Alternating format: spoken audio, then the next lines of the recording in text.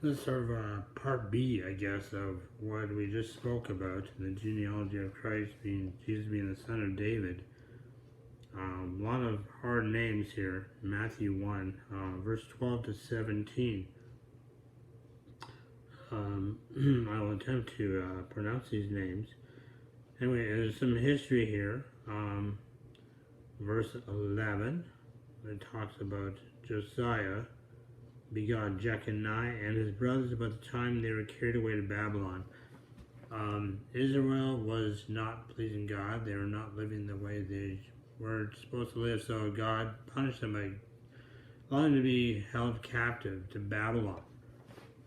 So that's part of the genealogy history as well. And after they were brought to Babylon, Jeconiah had a son named Shealtiel, and then Shealtiel begot Zerubbabel.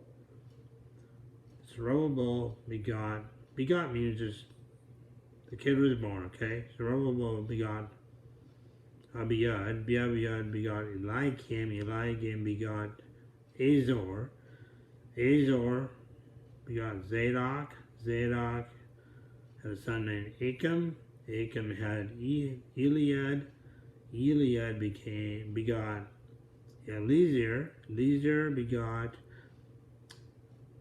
Mathew, Mathew begot Jacob, and then Jacob begot Joseph, the husband of Mary, of whom was born Jesus, who is called Christ. That would not be the same. I think it's a different Jacob. Jacob and Esau. I'm not exactly sure about that, but I think people had similar names, just like today.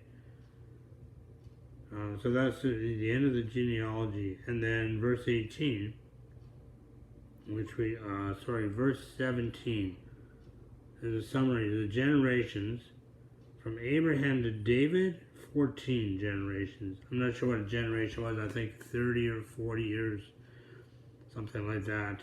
And then from David until the captivity in Babylon, we just read that, 14 generations. And from the captivity in Babylon until Christ came, 14 generations. So 42 generations. And that's, the lifetime, that Christ was born. And then we read, what we always call the Christmas story, which is a part of the lineage, the genealogy of Christ.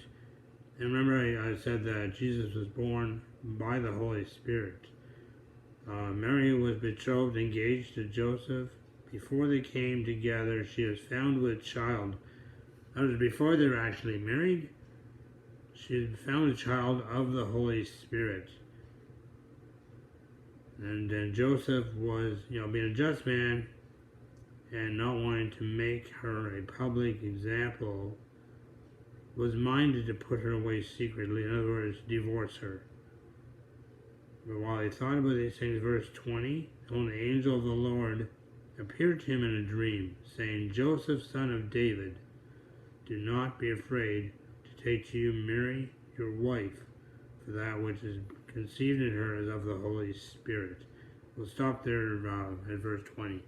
Interesting that Joseph here is also called son of David.